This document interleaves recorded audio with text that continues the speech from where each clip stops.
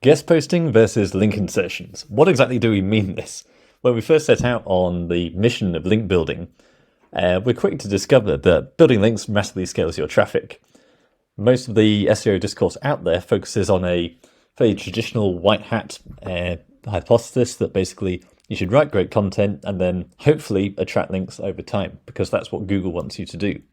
And while this can work to an extent, realistically, if you really want to grow, you have to go out there and get some links, because you need to get that initial traffic in order for you to actually show up as a resource for other websites to reference.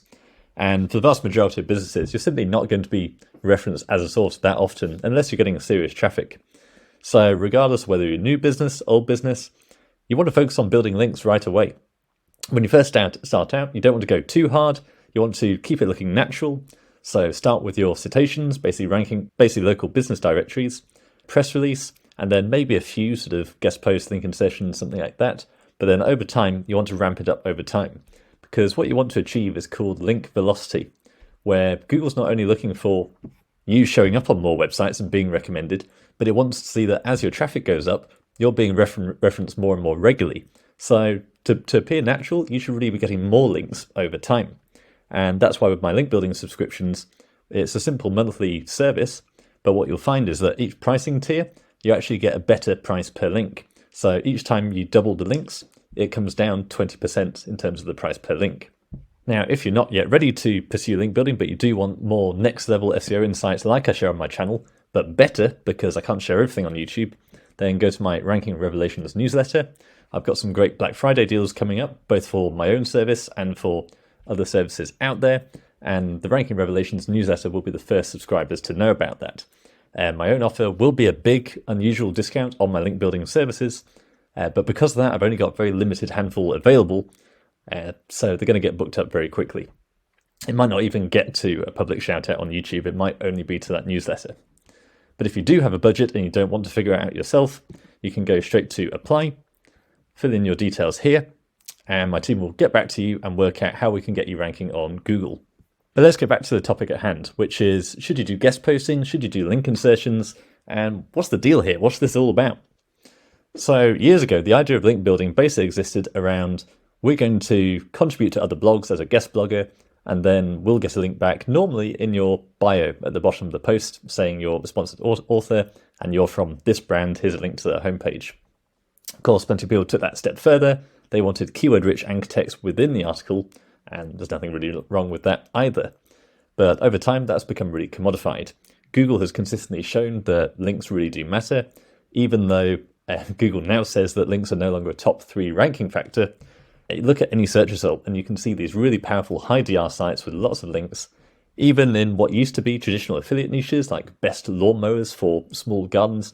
You've got all these big Forbes, Good Housekeeping, these types of big magazine brands dominating. So good quality content isn't enough. You need to get a volume of links into your site. So because of that, if you've been on the internet and had a website, then you've undoubtedly had loads of people pitching you saying, I will contribute a guest blog to your website. In other words, I'll give you a piece of terrible content, give me a link for free. Now, for a while this worked, and even after that, if you were able to craft the right pitch and write some genuinely good content, you could actually get a lot of free links that way. Perfectly valid strategy. It's still taught by a lot of gurus in the space, but these days it's very difficult to get those types of links now without paying. So yes, we have to pay for links, unfortunately. That's what I do, it's what loads of colleagues in the industry do, because you need volume. And yes, Google doesn't want you to do it, but you've just got to be smart about it. Even if you paid $10,000 to an elite national magazine or newspaper so you can get a PR editorial, you're still technically paying for links, and that's more of a traditional digital PR route. But the trick is, you don't want Google to notice that you're paying for links. In other words, your links should appear natural, as if bloggers have chosen to write about you. So for the last 2 years, the game has basically been to reach out to sites and negotiate a deal. And there's almost always going to be money involved. Even people I know who sell supposedly white hat links, there's still a value exchange of some sort. It might be some social traffic, a shout out, something like that. And the fact is, that's still an incentive. That still goes against Google's guidelines. So white hat links really don't exist unless you truly pick them up naturally, which just isn't going to happen at the volume that you need. So you have to pay for links, end of pitch, do it smart so you don't get penalized. Next thing is, how can you pay less for links? Because some of these asking prices, you're not going to be able to grow your business in the early days to get up to scale to then pay for more high quality links. Now, the answer lies in a really unusual split in the history of link building. And that's because traditionally there was a value exchange of I give you content and you give me a link. But now we've reached a point of this kind of strange dance where we're still trying to offer you content, but you're now going to ask for us to pay you to publish that content.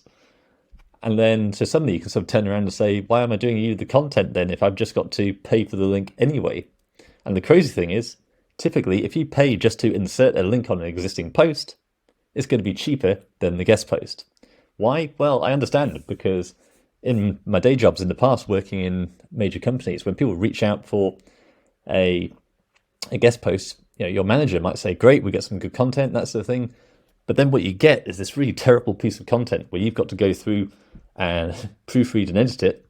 It's probably not even that relevant to what you're trying to do, your rankings. It might not be keyword optimized. And then again, the way corporate structures work, you've got to go through and check those links, because it's possible you can insert malicious JavaScript and actually take over a website just through a guest post. I've heard stories of that happening. So if we go back to this idea of incentives and a value exchange, if I'm going to give you a piece of content that you don't even want and then you charge me for it, why don't you just charge me for the link in the first place? Because that's all I want. So the whole game with link insertions is going back and saying, no, we're not going to do a guest post. We know you want payment. So let's do this another way. I am going to give you a 5-minute job of going to this article, to this text, and inserting my link on this word. It takes you 5 minutes. Can we do a deal here? And I would say about 80-90% of sites are actually willing to do that. And not only does that simplify the whole process, but you also then have various benefits with a link insertion over a guest post. There are still some benefits of guest posting, which I'll go on to shortly.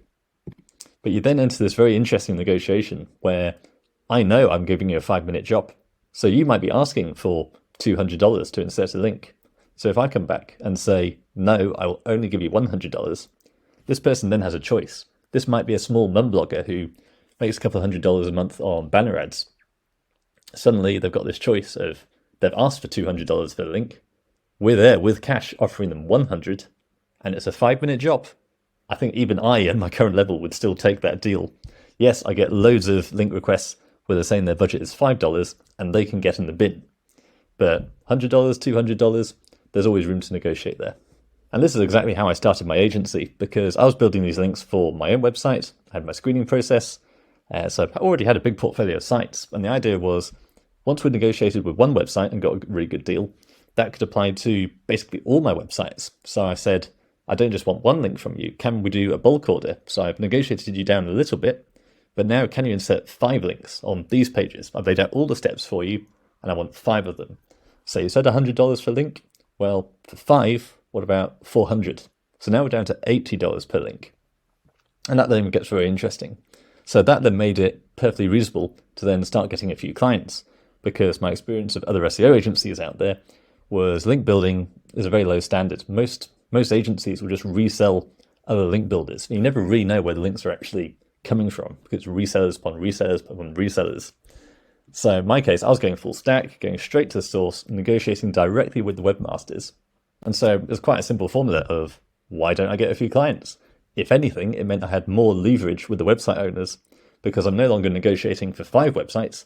I'm saying I'm going to take 10 links. What's your best offer? And that's in a really good relationship, because I'm going to come back every month.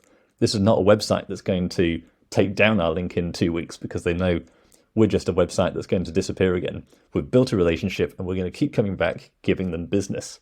So here's an example of one of these negotiations where a lot of these webmasters, they're used to receiving outreach. So they have a templated response and they come back saying a new post is $225, including a link, or you can add your link to an existing post for $180.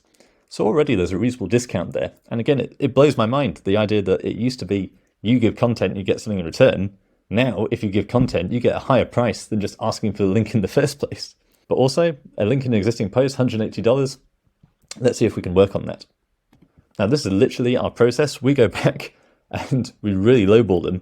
Really early on when I started actually going out and meeting big names in the industry, this was some golden advice they had of basically be brutal with your negotiations, because you can walk away anytime. Again, it's a 5-minute job to insert a link. So we're going to say $40 for a link insertion. That's terrible. We don't expect to get that, but we can meet in the middle somewhere. But again, as an agency, we have this leverage that we're going to come back every month, basically, as long as your site's of good quality and you don't mess us about. This is why we can guarantee our links, because we know that we've got a relationship with these webmasters. It's not that one-way thing of they add a link, we pay them money, we disappear, and they can take down that link whenever they like. So we asked for $40. Here's a response. I would need a minimum of $100. So we've gone from that $220 guest post, whatever it was, to a $180 link insertion, to now a $100 link insertion. That's a massive reduction in the overall price for the same result. But is it the same result? Let me tell you about some of the advantages and disadvantages of link insertions versus guest posts. So the way a link insertion works is once you find a site that's willing to link to you, so Scoop Earth's quite a popular one, then you do a site : domain search, and then you can narrow that site down to find any relevant pages on that website. So I've recently done a video about CBD links and how cannabis links can be a bit more challenging. Let's see if Scoop Earth will do cannabis links. And that seems fine. We've got loads of cannabis articles. So then what we do is I'm using the Ahrefs Chrome extension, which gives me this data down here. Now, we always go away and actually screen the sites in detail. So we look at the DR, we build with a minimum DR of 30, minimum traffic of 1,000. But where's that DR and traffic actually coming from? Because there's all sorts of ways you can actually manipulate those metrics. Things like, where is the traffic coming from? What kind of links have they built? Is this a genuine site or not? And are they linking out to 1 million casinos? So once we've passed all those steps, it's then a case of which page do we actually want?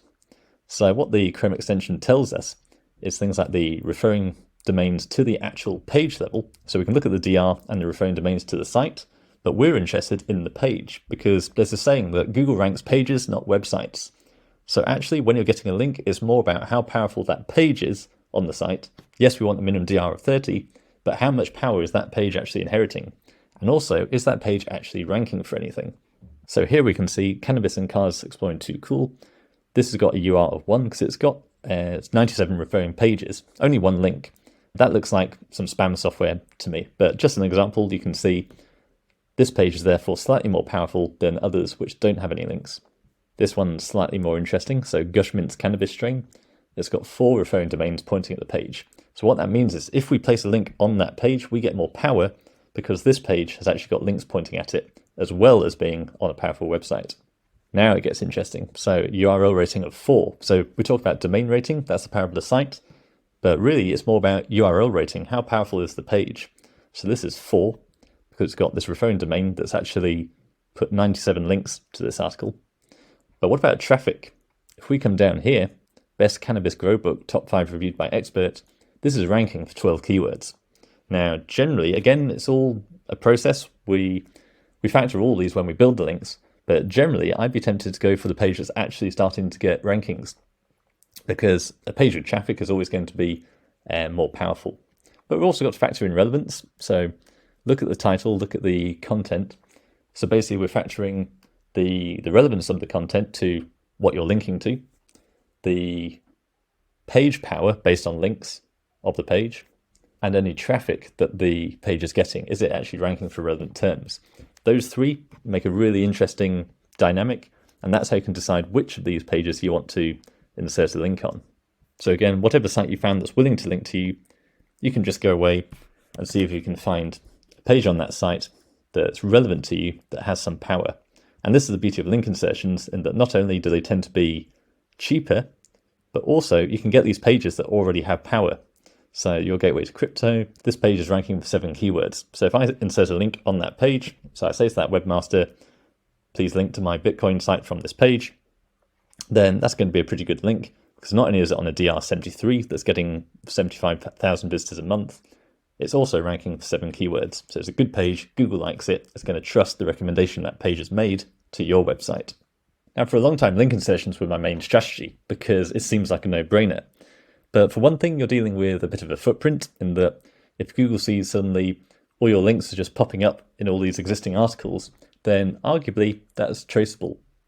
I'm not too worried about that. Lots of agencies do rely entirely on link insertions, and frankly, I don't think Google is smart enough to actually process that much data at scale, because everything Google does has got to be affordable. So yes, a supercomputer could work that out, but would they actually put that much resources into that? Probably not. But it's something to bear in mind. But at the same time, there are still advantages to guest posting, namely that with a link insertion, it's going to be someone else's crappy guest post. Whereas now with AI, we can actually create really good quality guest posts that actually rank on Google. So we write all our guest posts using Surfer because we have a process that means we can knock these out very quickly. And you can see here that the average content score is 74. This was for marketing for coaches. And the top result was 84. And we were able to get this up to 83. And so basically the guest posts we're writing now actually look like editorial content by the webmaster. So we often work with a lot of news sites, but also niche blogs. And the idea is we want to make that guest post look like the blogger has actually taken upon themselves to write a good quality SEO optimized article, but also promoting the client. And the beauty of that is we try and get the client into the headline, which means two things. Not only does the article rank for the chosen keyword and therefore pass more power back to the client site, but also the article ranks for the client's brand name. Now, I've been talking a lot lately about reputation research, where from the Google antitrust hearings, we've found out more and more how Google search quality raters are basically told to research the reputation of a website. So when these search quality raters come and check in on your website, they'll Google your brand name to try and work out what the internet is actually saying about you. Are there loads of bad reviews calling you a scam? In which case, that's points down. Whereas what we're aiming to do is not only build good quality guest posts that rank on Google and pass power back to your site so that you rank higher, but also build your digital footprint saying, this is a great brand. So we make it look like there are all these media publications all taking it upon themselves to write about how great you are. So we basically tell ChatGPT, you are a journalist, you're a PR expert, write what's called an advertorial. This is an old idea from the print media world where people skip past advertising, a bit like banner blindness today, but they will read content. So if you disguise adverts as content, you're much more likely to get them to pay attention. And that's the vibe we want to give in these articles. So it's an SEO optimized guest post, but it very subtly sells the user, the reader, whether that's a customer who's actually landed on this page that's ranking and clicks through to your site to buy, or if it's a Google search quality rater who's saying, this company is legit, we should not tank them and give them much better rankings. So it's much more of a 360 approach to guest posting where we've just got more control over the placement and the article, and we make it look more like traditional PR. So overall, link insertions or guest posts, I generally start off with link insertions just to get some power into your site affordably, but then over time start throwing in some guest posts into the mix because you always want some link diversity. And in my case in the service, we try to provide a good balance. So build up that reputation, build up that digital footprint. So if someone Googles our client's brand, they just see all these gleaming editorials talking about how great they are. At the same time, passing all that power back to the client site, pushing them up to number one on Google.